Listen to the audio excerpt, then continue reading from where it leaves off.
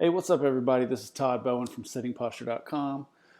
Today's video, why does sitting at a computer hurt? Three main reasons, and we'll also go over three solutions. Quick note, the info in this presentation is not medical advice. It's based off of my personal experience and my opinions. I talk about the good habits that I've learned to help me live a higher quality sedentary lifestyle. Do your own research, make good decisions, and be the best possible advocate for your own healthcare. About me, my name is Todd Bowen.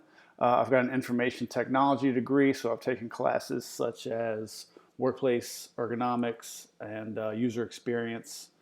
I'm a lifelong athlete and exerciser, and I've been living a sedentary lifestyle for the last 20 plus years. The specific goals of my channel are to help the user decrease pain caused by sitting at a computer. That's the main goal. Other goals include increased energy, improved mental clarity, as well as increased work productivity. Okay, here we go to today's content. Problem number one, repetitive strain injuries. So sitting at a computer is not exactly the enemy. Repetitive strain is the enemy, and injuries that are caused by repetitive strain. That's what we're dealing with. Working in any one position for long periods of time is the enemy, regardless of if those positions are good posture or bad posture. So that being said, the first goal is to correct our posture, and the majority of us sit while we're working on a computer. So we want to correct that posture first, and then eventually we'll get into good habits of rotating different positions throughout the day so that repetitive strain injuries aren't caused while we have good posture. Let's go over the definition of a repetitive strain injury, a condition in which the prolonged performance of repetitive actions, typically with the hands, causes pain or impairment of function in the tendons and muscles involved. Now I made a few changes to this, modifications to this definition. Take a look at the words in red, prolonged and repetitive. Those are the two key words. Prolonged performance and repetitive actions. I took out typically with the hands. I don't know why they would put that in there. Obviously, yes, it does happen with the hands typically, but it can happen with any body part that's being held in a position for a long period of time. Shoulders, back, neck, feet. We'll go over a lot of feet later.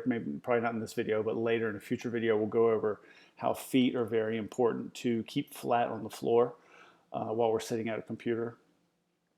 And if we don't keep those feet flat, how it could cause ankle and knee dysfunction. But anyway, getting back on track, causes pain or impairment of function in the tendons and muscles, highlighted in blue.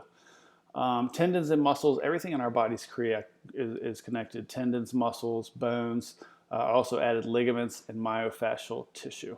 So the four main words to take away from this definition: prolonged, repetitive, tendons, and muscles. So let's look at an example of how long we sit. 40 hours per week is what the average computer worker sits at a desk. That doesn't include driving in a car or sitting other places. That's just sitting at a computer using a mouse and a keyboard. 50 weeks a year, there's 52 weeks in a year, but assuming we take 1 or 2 for vacation and sick time, we'll put 50 weeks a year. It's a nice round number. 40 hours a week times 50 weeks a year is 2,000 hours per year. So that's a very long time that we're sitting in the same exact position. So it's going to take a lot of different habits and a lot of work to correct these habits when we're sitting there 2,000 hours per year. Problem number 2, internal shoulder rotation from using the keyboard and the mouse. Typically when people put their hands on a keyboard and a mouse, immediately they rotate their shoulders inward. And like I said, 2,000 hours a year is a very long time to be in that position. My internal shoulder rotation was so bad, my shoulders stayed internally rotated all the time, not just those 8 or 9 hours I was sitting at a computer. But when I got home, when I was working out, when I was driving, when I was even running, so eventually that internal shoulder rotation can get so bad that it just eventually stays in there. Even when I would lay down to sleep, I could feel my shoulders just like super tight. My back was overextended. They were causing issues in my back muscles. Everything is connected Oftentimes, my internal shoulder rotation was causing overextension and pain in my lower back. I remember I went to a work conference one time out of the country, and it was a big city, and we were taking public transportation everywhere. We were working at a convention, so we were on our feet all day. We didn't drive. Nobody drove for 7 days. And it was wild because the minute I got back to the airport at home and got in my car and grabbed that steering wheel and did that internal shoulder rotation, the pain in my back came right back. The pain had gone away for the whole week that we were taking public transportation and working on our feet in the convention center all day. The minute I sat in my car after a week and grabbed the steering wheel, that pain in my lower back came back. So that was eye-opening for me. Problem number 3, stress. It's another thing to look at. Physical is not the only stress that's related to bad posture and work productivity. Physical, mental, emotional, and financial. Artificial lights, email overload, a toxic boss, breathing in dust and whatever particles fall from the ceiling tiles when we're trapped indoors all day. So a few of these possible solutions we can use to improve our sedentary lifestyle. Learn how to sit correctly at a computer desk. Like I said, repetitive strain injuries can be caused whether your posture is good or bad. However, the first step we want to do is correct that posture so we are in a good position, and then we'll look at rotating good positions throughout the day. In order to learn how to sit correctly at a computer desk, you can download a free computer posture checklist on my website, sittingposture.com/checklist. Solution number 2, work in different positions throughout the day. I've mentioned this briefly a couple times. Once we improve our posture and correct it, for the most part, we want to make sure we work in different positions often. Sitting in a chair, standing at a computer, sitting on a stool, exercise ball, even working in a reclined position like a recliner.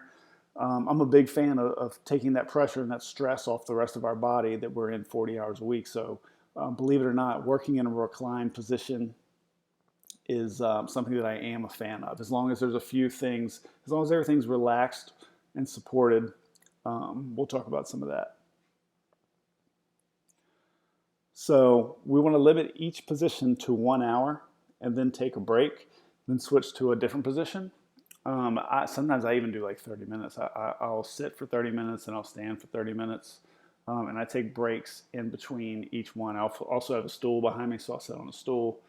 And the third and final solution for today, learn about that external shoulder rotation.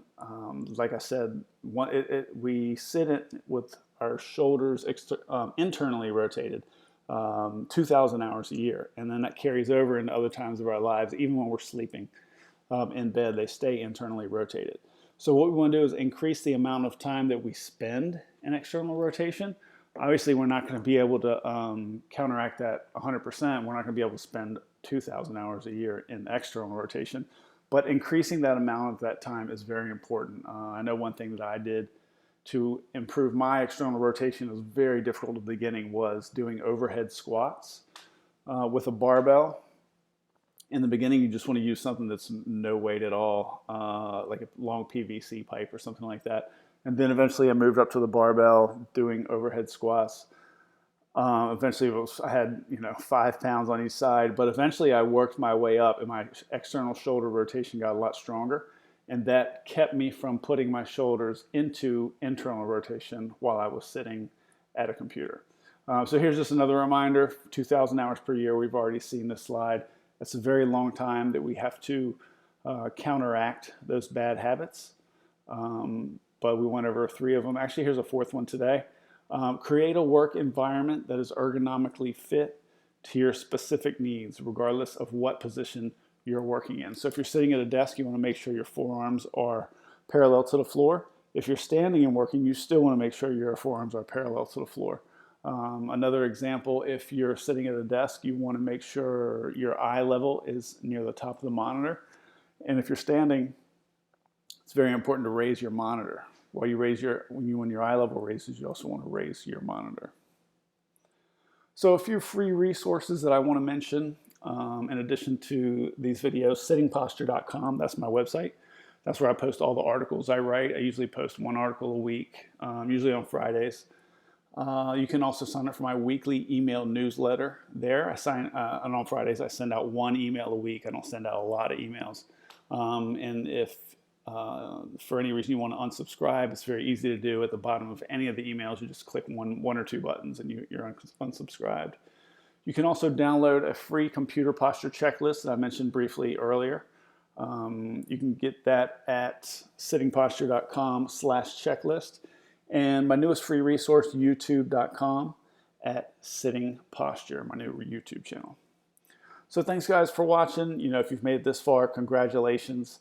You're taking a step forward in improving the quality of your life, and it's definitely something to be proud of. Again, free resources, sittingposture.com. Subscribe to my YouTube channel, youtube.com at Sitting Posture. I look forward to seeing you guys in the next video. And if you would like, forward this video to a friend or family member who sits at a computer full time. Like I said, all my resources are free. I don't have any plan on changing that in the future right now. So that's truly the greatest appreciation is referrals to friends or family members if this content helps you out. So thanks guys, I appreciate you. See you in the next video. Take care.